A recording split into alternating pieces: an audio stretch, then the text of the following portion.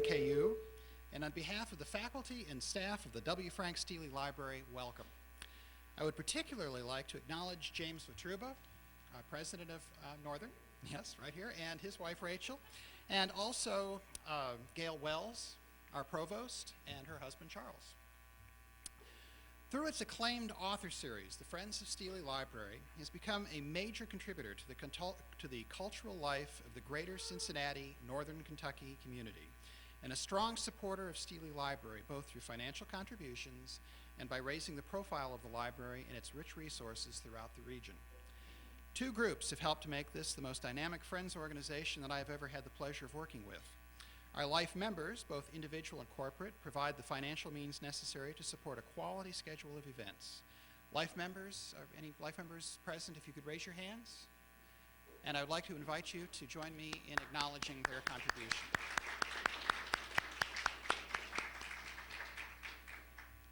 A dynamic organization also requires an energetic and visionary board. The Friends Board is always working to expand upon success, and I think that the quality of the literary series is ample evidence of the knowledge, dedication, and skill of our board members. Would Friends of Steely Library board members please raise their hands? And please join me in acknowledging their contribution.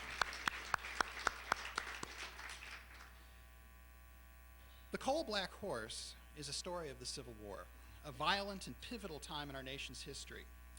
For those of you who are interested in that period, I invite you to visit the Eva G. Ferris Special Collections and Schlachter Archives, which are located on the first floor of this library in a beautifully renovated space. And we have two stage props this evening from the archives. This is an exploding shell that actually was used at the Battle of Perrysville. And this is a smaller caliber cannonball.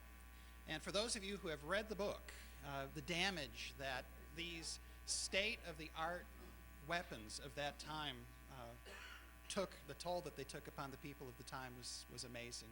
And as horrible as many of the weapons that we have today that are far more powerful than these. In the archives, you will find original manuscripts, letters, items such as these, diaries, and other works documenting the Civil War era in a very personal way. And as I say, I do invite you to come and visit and take a look at what we have to offer. Again, welcome to Steely Library. I'm sure that you will find this to be an enjoyable and an enlightening evening. I would now like to introduce Ron Ellis, President of the Friends of Steely Library. Ron?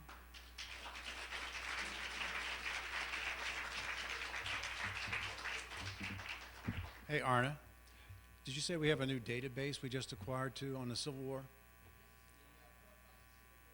ProQuest Civil War, and that's available here in the archives? Online, so that's a new acquisition too for the Civil War buffs. And the Civil War Roundtable members are here tonight, I think, along with Dr. Ramage. Great, thank you for being here, we appreciate it. Hope you'll take advantage of what's available in the archives. It's a great place and a great space. If you haven't seen it, take a look at it. Okay, so on the behalf of the Friends of Steely Library, welcome to this evening with Robert Olmstead. Had an opportunity to spend a good bit of time with him today, and he is in addition to a tremendous writer, he's a nice guy to hang with. We had a nice time today.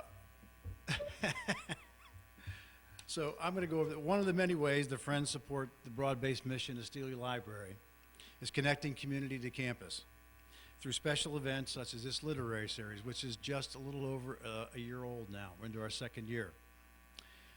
The Friends inaugurated this event back in the spring of 2006 with the continuing support of the Lois and Richard Rosenthal Foundation. In its first year, the series featured readings by the critically acclaimed fiction and nature writer Rick Bass, former Kentucky Poet Laureate Richard Taylor, and the celebrated Kentucky novelists Gwen Rubio, Silas House, and Kim Edwards, whose novel, The Memory Keeper's Daughter, as of Sunday, was still number 5 on the New York Times bestseller list. Kim is a professor at the University of Kentucky, so we're doubly pleased for her. And so this evening, we're pleased to welcome Robert Olmstead to the series as he reads and discusses from his new novel, The Coal Black Horse. I love this description, which the Chicago Tribune described as, and I quote, a spare, elegiac novel about a 14-year-old boy's journey into the dark heart of the Civil War in search of his father. I think that's so apt. I love that description. Robert Olmstead is the author of 5 previous books: River Dogs, Soft Water, A Trail of Heart's Blood Wherever We Go, America by Land, and the nonfiction memoir, Stay Here With Me.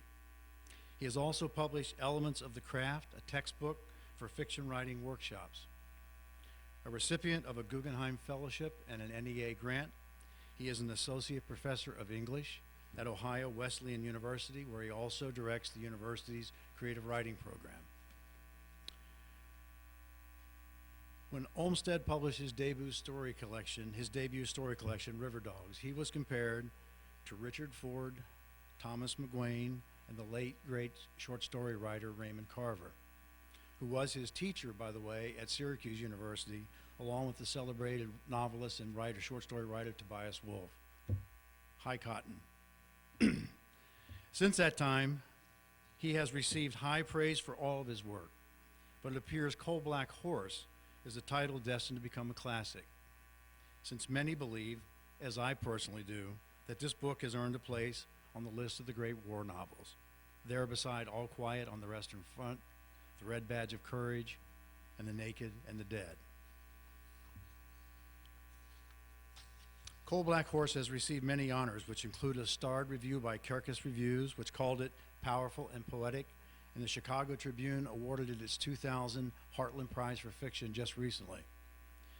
Coal Black Horse was also selected as the 2008 adult title for Cincinnati's On the Same Page, which is the annual community-wide reading program sponsored by the Public Library of Cincinnati and Hamilton County. Very nice, too. As I noted early in the remarks, the Friends are fortunate to have the support of our friends and life members, Lois and Dick Rosenthal, who are here with us tonight, along with their daughter, Jenny Berlient. I'd like to thank them personally from here. Thank you for your support for the series very much. Thank you very much. Beyond their passion for literature and good writing and books and all of the things that we treasure here in the library, there's also an interesting thread that connects the Rosenthals to at least half of the writers featured in this series to date. And that is the appearance of those writers' work in the celebrated literary publication Story magazine, which was relaunched in 1989 by the Rosenthals after a 22-year hiatus, and it was edited by Lois Rosenthal. During that time, Lois published some of the very first work by many up-and-coming writers, including 3 of the writers featured so far in this series: Rick Bass, Kim Edwards, and tonight, Robert Olmstead. That first issue carried stories by Rick Bass, Robert Olmstead, and that was the autumn issue of 1989. The very first issue of Story during Lois's tenure as editor, if I'm correct on that. This also, in this issue, carried an excerpt from the novel, from the late Norman Mailer's novel, Harlot's Ghost, along with cover artwork by the celebrated illustrator Ed Koren of New Yorker magazine fame. I have my own personal copy of this issue, and I count it for many reasons that I won't go into here among one of my favorite literary treasures. Thank you for Story magazine. Thank you for loving books and writers and making it all possible. Thank you for that. So now, without further ado, on behalf of Northern Kentucky University's Friends of Steely Library, let's get Robert Olmstead up here. Bob, please come forward.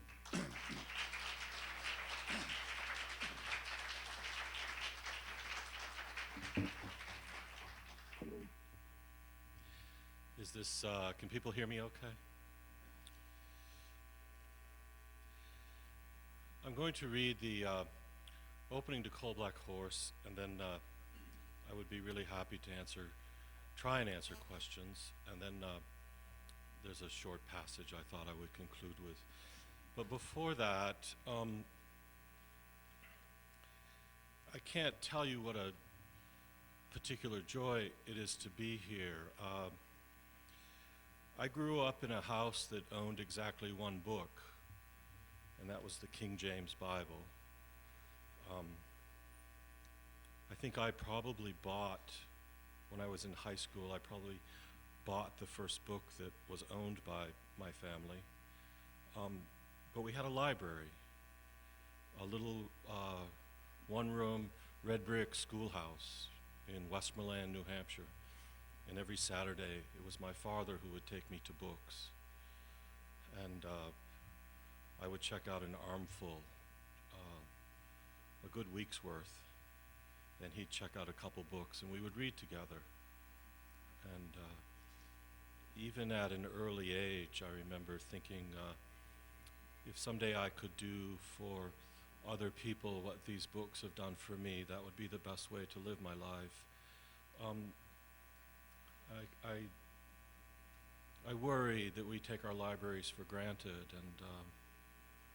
and we really shouldn't. They're sacred spaces, and they really are the foundation of democracy and civilization and America and those sorts of things. I just had to say those things. The story opens with Roby Child's mother calling him to the house. She has divined that the war is futile. The year is 1863. There's a reference to Thomas Jackson. This is the great Southern General Stonewall Jackson, who died in May, and she tells her son that he should find his father by July. And in the novel, at the opening, of course, she doesn't know why, but we know why, because in July was the Great Battle of Gettysburg. The evening of Sunday, May 10th in the year 1863, Hetty Childs called her son Roby to the house from the old fields, where he walked the high meadow along the fence lines, where the cattle grazed, licking shoots of new spring grass that grew in the mowing on the edge of the pasture. He walked a shambling gait, his knees to and fro and his shoulders rocking. His hands were already a man's hands, cut square with tapering fingers, and his hair hung loose to his shoulders. He was a boy whose mature body would be taller yet, and of late he'd been experiencing frightening spurts of growth. On one night alone, he grew an entire inch, and when morning came, he felt stretched and his body ached. And he cried out when he sat up. The dogs scrambled to their feet, and his mother asked what ailed him that morning. Of late, she'd become impatient with the inexplicit needs of boys and men, and their acting so rashly on what they could not fathom and surely could not articulate. In her mind, men were no different than droughty weather or a sudden burst of rainless storm. They came and they went. They ached and they pained. They laughed privately and cried to themselves as if heeding a way-off silent call. They were forever childish, sweet, and convulsive. They heard sound the way dogs heard sound. They were like the moon. They changed every 8 days. He scratched at his head, nodding his long hair with his fingers. He felt to have been seized by phantoms in the night, and twisted and turned, and his body spasmed and contorted. He told her he did not know what exactly it was possessed him, and did not even understand what happened enough to be dumb about it, but thought it was a condition like all others that was not significant, and with patience it soon would pass. That seems about right, she said. As he walked the fence lines that cold, silky spring evening, he let a hickory stick rattle along the silvered split rails. He was thinking about his father gone to war. Always his father, always just a thought, a word, a gesture away. He spoke aloud to him in his absence. He asked him questions and made observations. He said good night to him before he fell asleep, and good morning when he woke up. He thought, it would not be strange to see him around a corner, sitting on a stool, any time, soon, now. He'd been born on the mountain, in the room where his mother and father conceived him, but it was his father who insisted he was not really a born baby, but a discovered baby, and was found swimming in the cistern, sleeping in the strawy manger, squatting on an orange pumpkin behind the cowshed. Swarming the air about his head that evening, there was a cloud of newly hatched mayflies, ephemeral and chaffy, their pale membranous wings pleating the darkening sky.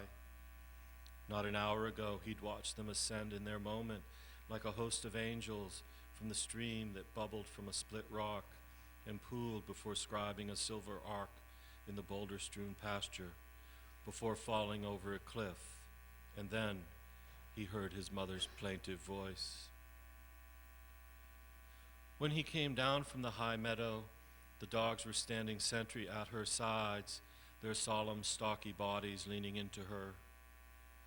She said softly, and then she said again with the conclusion of all time in her voice, when he did not seem to understand, "Thomas Jackson has died." "It's over now," she said, not looking at him, not favoring his eyes, but looking past him and someplace beyond. There was no emotion in her words. There was no sign for him to read that would reveal the particulars of her inner thoughts. Her face was the composure of one who had experienced the irrevocable. It was a fact, unalterable, and it was as simple as that. He held his bony wrist in his opposite hand. He shuffled his feet as if this gesture were a means to understanding. He patiently waited because he knew when she was ready, she would tell him what this meant. "Thomas Jackson has been killed," she finally said. "There's no sense in this continuing." She paused and sought words to fashion her thoughts. "This was a mistake a long time ago, before we knew it, but a mistake nonetheless. Go and find your father and bring him back to his home." Her words were as if come through time, and she was an old mother and the ancient woman. "Where will I find him?" he asked, unfolding his shoulders and setting his feet that he might stand erect. "Travel south," she said, "then east into the valley, and then north down the valley." She had sewed for him an up-buttoned, close-fitting linen shell jacket with the braids of a corporal and buttons made of sawed and bleached chicken bones. She told him it was imperative that he leave the home place this very night and not to dally along the way, but to find his father as soon as he could, and to surely find him by July. "You must find him before July," she said. He was not to give up his horse under any circumstance whatsoever, and if confronted by any man, he was to say he was a courier, and he was to say it fast, and to be in a hurry, and otherwise to stay hush and learn what he needed to know by listening, like he was doing right now.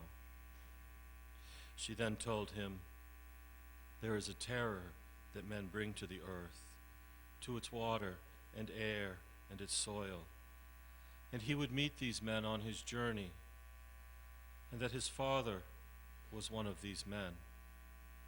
And then she paused and studied a minute, and then she told him without judgment that someday he too might become one of these men. "Be aware of who you take help from," she told him, "and who you don't take help from." Then she eyed him coldly and told him to be safe, he must not take help from anyone. "Don't trust anyone," she said, "not man, nor woman, nor child." The jacket on the one side was dun gray in color, dyed of coppers and walnut shells. When she turned it inside out, it showed blue with similar braids of rank. She told him he was to be on whatever side it was necessary to be on, and not to trust either side. "Secure pistols," she said, "and do this as soon as you can. Gain several and keep them loaded at all times. If you must shoot someone, shoot for the wide of their body. And when one pistol is empty, throw it away and gain the pistol of the man you have shot. If you think someone is going to shoot you, then trust they're going to shoot you, and you are to shoot them first. Her voice did not rise. It betrayed no panic. She instructed him with calmness and determination, as if the moment she'd anticipated had finally arrived, and she was saying words to him she had decided upon a long time ago. "Yes, ma'am," he said quietly, and repeated her words back to her. "Shoot them first." The dogs shivered and mewled and clacked their jaws. "Remember," she said, reaching her hands to his shoulders, "danger passes by those who face up to it." He remembered, too, how she had told him at 12 years of age he was old enough to work the land, but he wasn't old enough to die for it. To die for the land, he had to be at least 14 years old, and now he was. When she finished her instructions, he drew a bucket of icy water from the well and splashed himself down to the waist. He toweled himself dry and unfolded a clean linen shirt. He dressed in black bombazine trousers and a pair of his father's flat-heeled leather brogans, and then he donned the shell jacket. His square hands and bony wrists extended beyond the jacket's cuffs, while the trouser legs gathered at his shoe tops. He plucked at his cuffs and tugged at the bones to make room for his chest. His mother observed to him that he had growed some on top, as if it were a mystery to her, and his face colored in patches, for in her voice was carried a mother's tenderness.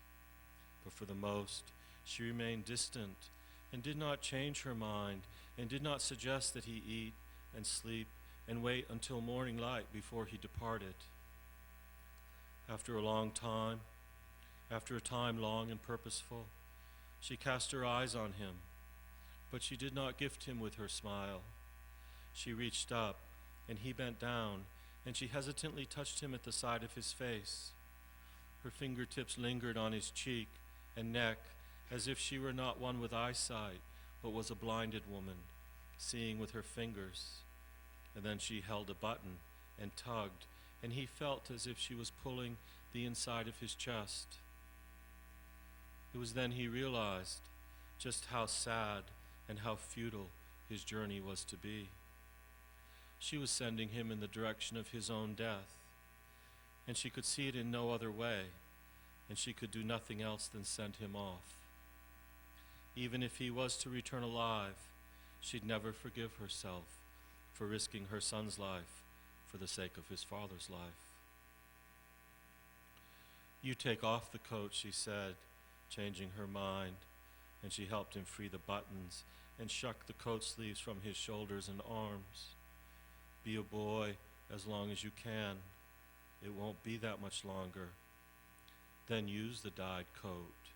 You will know when." "Yes, ma'am." "You're not to die," she said, though in her face loomed darkness. "No, ma'am." "You will be back," she said, her eyes suddenly alive, as if they were eyes seeing the life past this life. "Yes, ma'am, I will be back," he said, glancing toward the darkness of the open door. "You will promise," she said, commanding his attention. "I promise." "Then I will wait here for you," she said, and reached her other hand to his face and drew him to her as she raised her body to his and kissed his lips. In that kiss was the single moment she reconsidered her imperative. It passed through her as if a hand of benediction. He waited for her to say more words to him, but she did not. He felt her blue eyes wetting his face. She kissed him again, more urgently this time, and they both knew she had to let him go, and then she let him go. He stepped away. gave a final wave of his hand, and then he left out the door.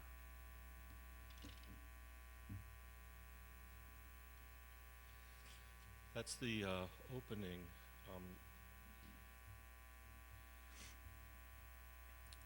I anticipate someone asking me the question, how could a mother do that? And as you can imagine, I already have an answer. And the answer is, well, obviously you haven't met my mother.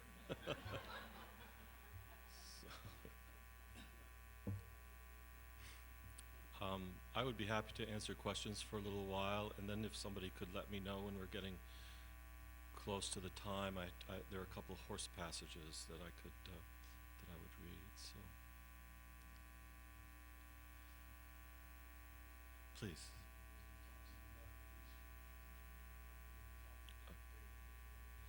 The question was asking about research. Well, it's yes, it's sort of an obligation, and you kind of have to. You do have to do it, and it's really a most excellent excuse for not writing. You know? so I just did more and more of it. But at some point, it just creates this impenetrable wall, and you have to sort of push all that down under and begin to forget about it. And because I'm a dramatist, and I have to dramatize these things. The manuscript, that's when the manuscript got up into the over 500 pages, all of this cool research I'd found. So I spent 5 years doing that, and then I spent 5 years taking that stuff out. Yeah, it's I was always sort of looking for moments of legitimacy or for moments of insight.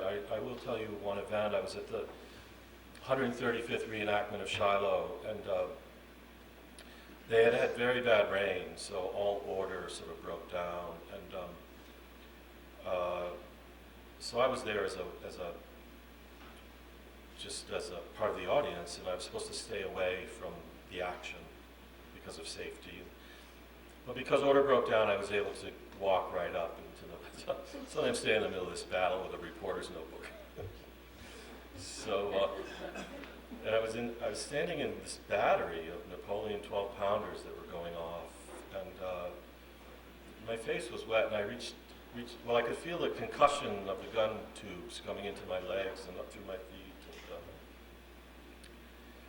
And I went to wipe my face, and I had a nosebleed, and it was caused by the concussion. And then I looked around, and some of the other artillerymen, they also had them. And I was so excited because you don't read that in the history books, you know. So it's like this little door flew open, and suddenly I did this real quick little time travel, and I had this, you know, it was a great moment. It was the best nosebleed I ever had. It's clear that it informs your prose so much. I mean, like the dye on the jacket, it could have been anything but those walnuts and copper. Yes. So I think that kind of thing comes from research, understanding that of the time, what's available to do those kinds of things. So I thought it was just wonderful. Yeah. Specificity. Yeah, and you would read through hundreds of pages of history just to get a little gem like that, you know, or you'd find it in some little museum somewhere, you know. So, yeah. That's great. Yes, please. A novelist must have lots of stories kind of bumping around in their heads. But why this one? And what do you hope to accomplish? Well,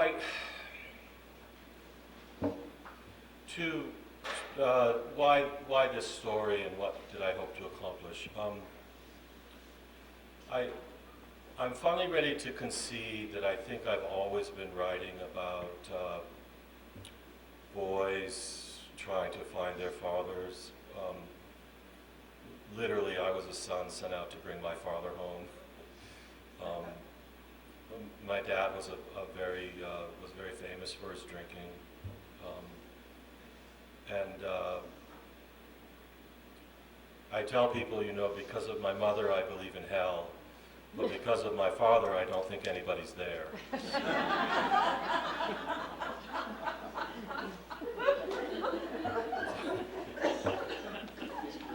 So that's just me. That comes out of me, and I just find myself telling that versions of that story. Why did I go to the 19th century? Well, I was living in south central Pennsylvania, just north of Gettysburg. And growing up as a boy, my war had always been the American Revolution. And so I got down to Pennsylvania, and I thought, what's this Civil War I've been hearing so much about? And went down to Gettysburg, and that first trip down there, I felt like a hand was touching me. It was very, I mean, in these fields, 50,000 men had,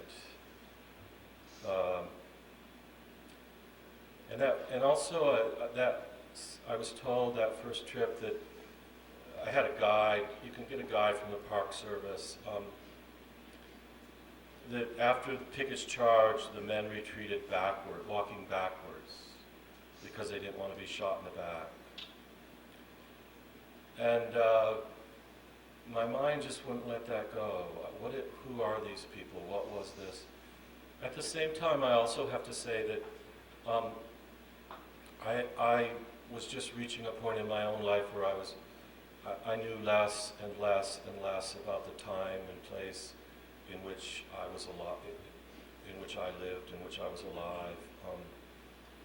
8, 9, 10 years ago, I sort of began to feel like I really didn't understand America much anymore. And so those things sort of coming together, it became, I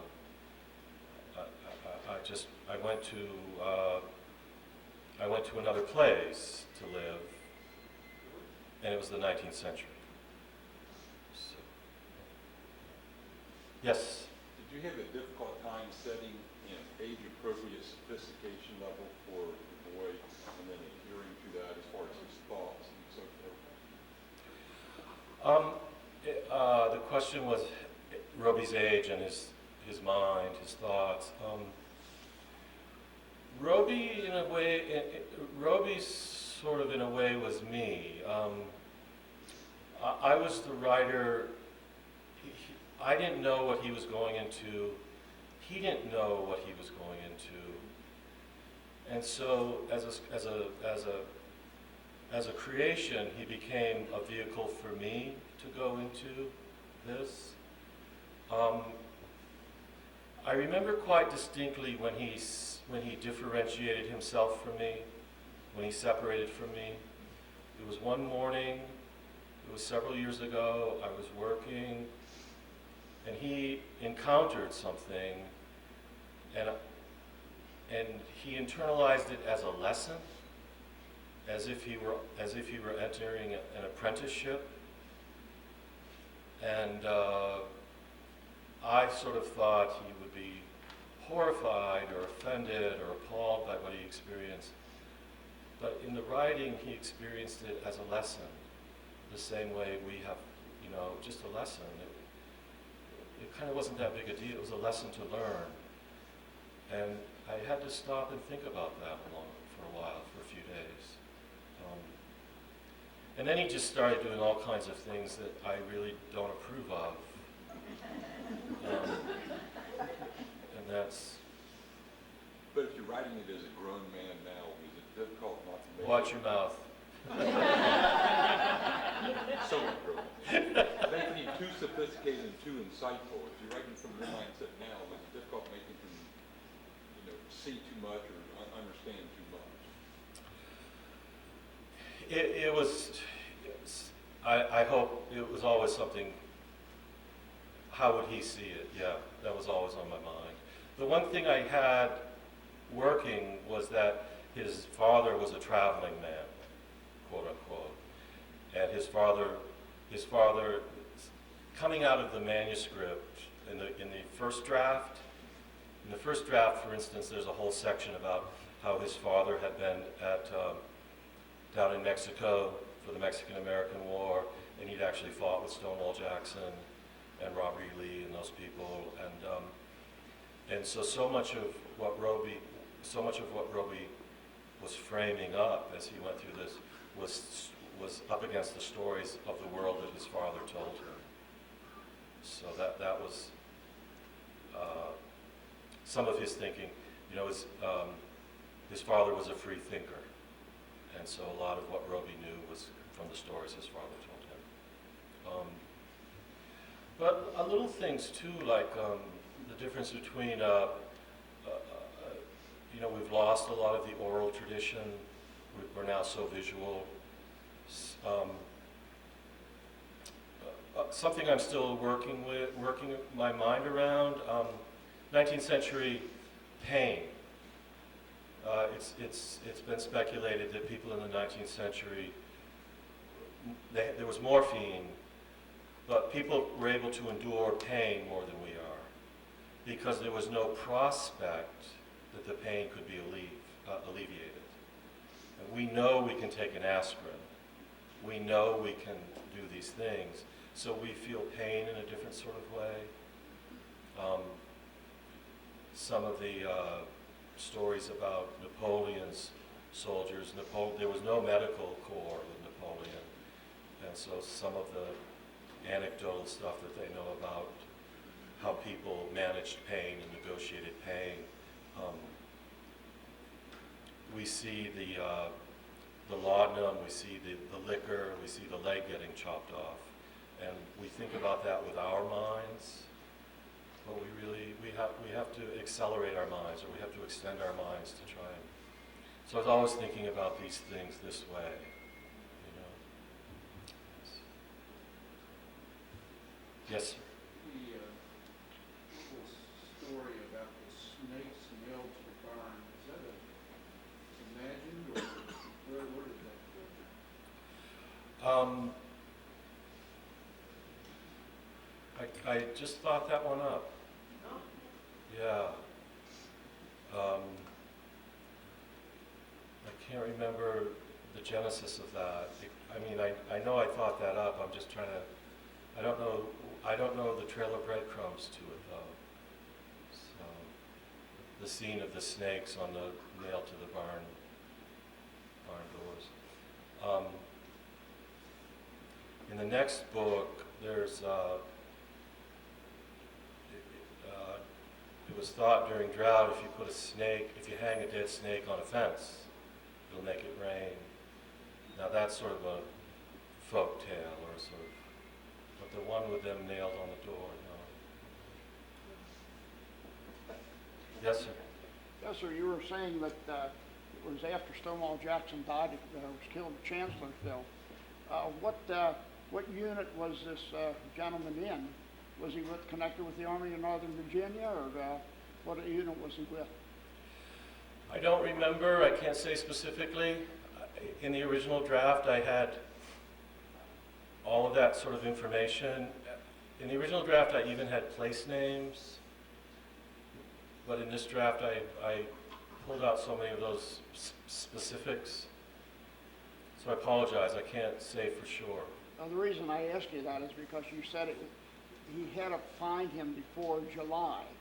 Yes. And of course, July is with the Battle of Gettysburg. Right. So it would have had to been from Chancellorsville to Gettysburg when he had to take and find him. But at what part was he trying to find him? Well, he leaves the home place and he goes to the mercantile, and there he gets conflicting information that his mother gave him. Oh, okay.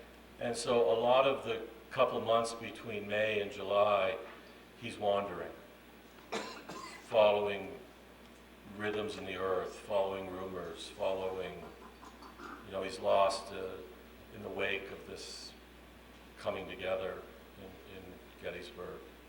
He sort of zigzags. Does he find him before Gettysburg? No. and he would have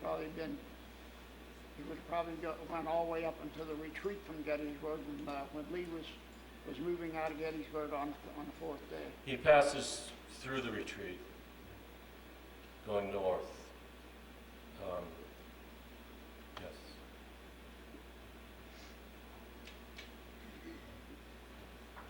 Yes, please. Yeah. Two questions.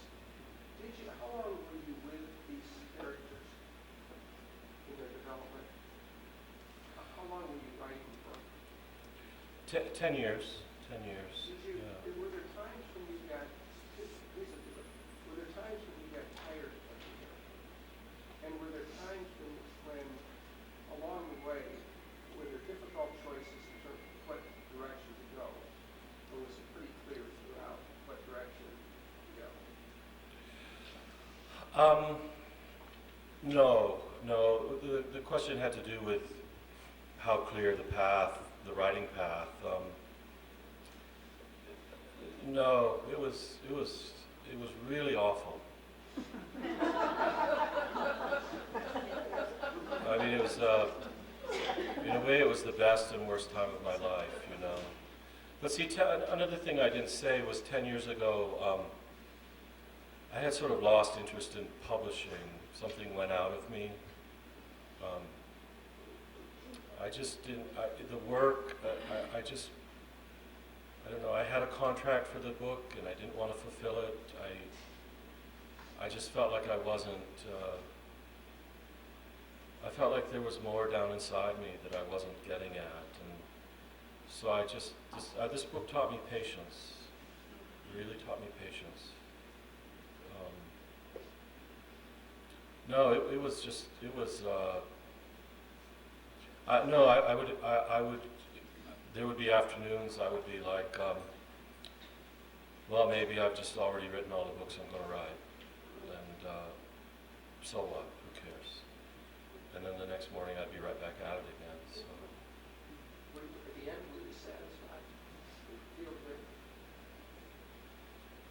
Yeah, in the way, well, let me answer it this way.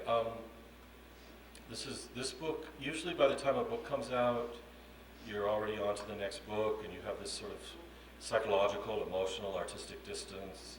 And this book I still have dreams about these characters. They still populate my life, my sort of imagination. I still think about them as being out there and, you know, they're alive. They're still doing what they're doing. It's just a different, it's one of those Einstein things, you know, it's just a different dimension. Well, yeah, the question was about a sequel. And yes, I guess the publisher said, oh, don't talk about that for a while, so I'm going to talk about it. Yeah, at the end of this book, there are two little boys who were born, and the sequel is about them, much later in life. Much later in life, Were they yeah. his? Pardon me? Were they his children or were they somebody else's?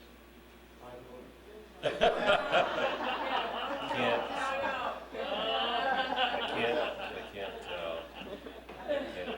I've already gotten myself in trouble. My editor just sat up in bed going, something's wrong in the universe. Someone said something they're not supposed to.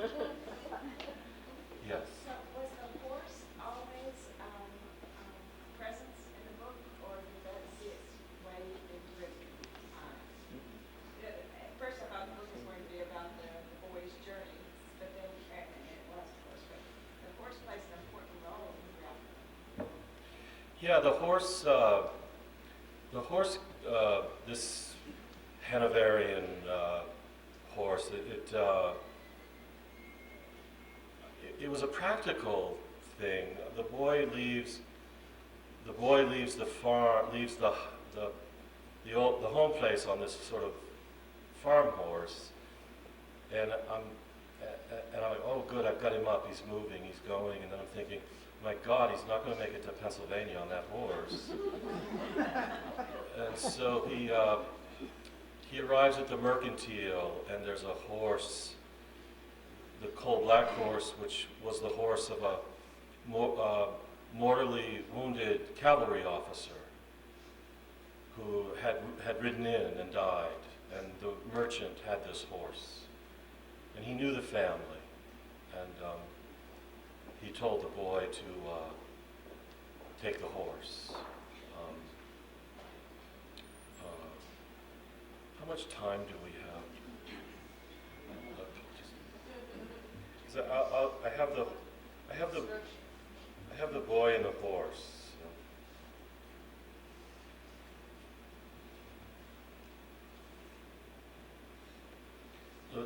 This is a couple of pages. The merchant's name is Morphew, and this is at the Mercantile. And also at the Mercantile is a German man. He's a horseshoer.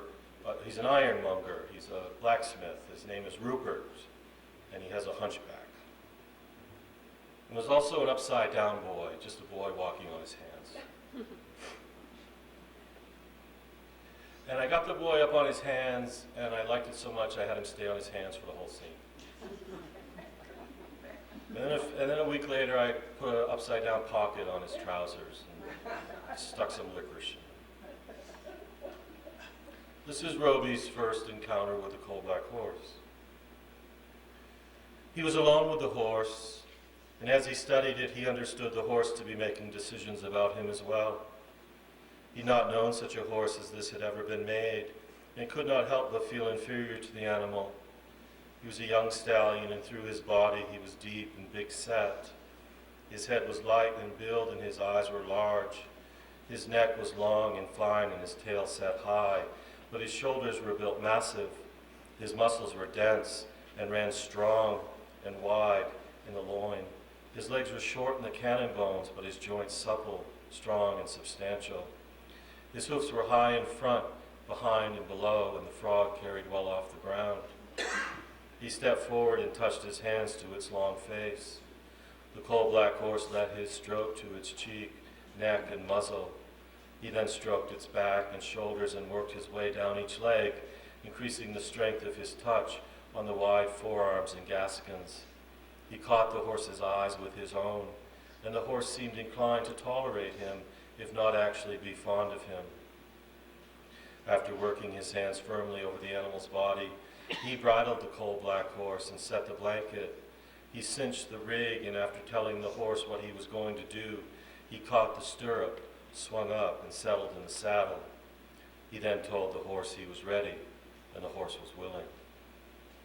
When he rode around front, old Morphew was sitting in the rocker he dragged onto the porch.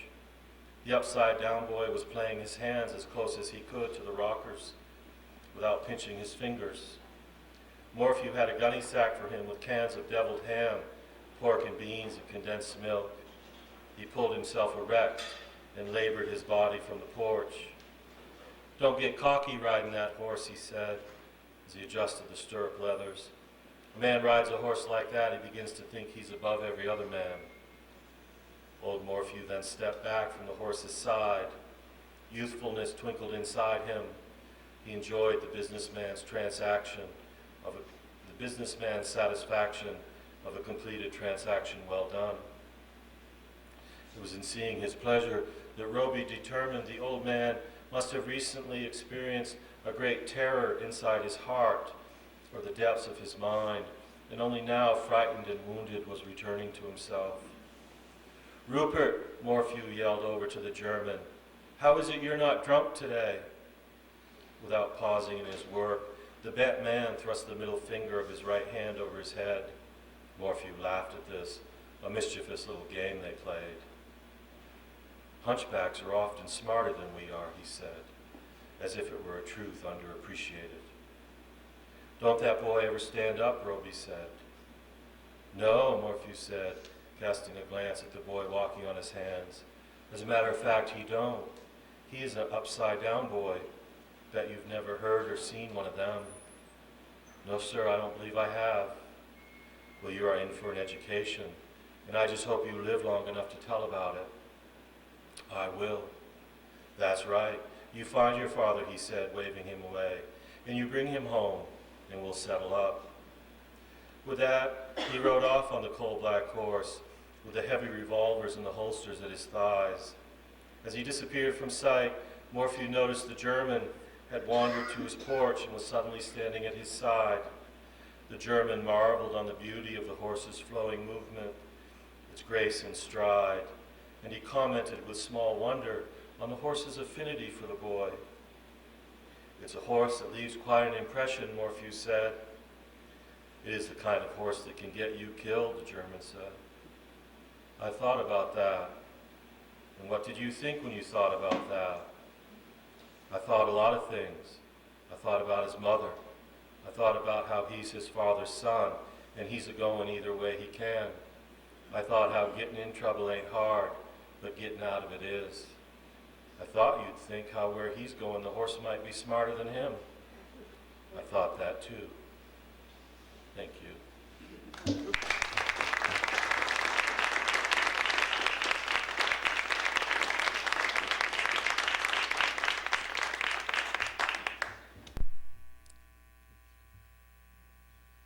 I'll hang out as long as you want, so if you it's a question. Thank you. Thank you so much. I'm so glad that he decided to finish that last book. Yep, we have books to sign over here, and we're ready to do it. We got plenty of them, and not only for yourself, but think about Christmas too. What a great book, a great gift. Thanks for being here. We hope you'll come back. Thank you very much. Thank you, Bob.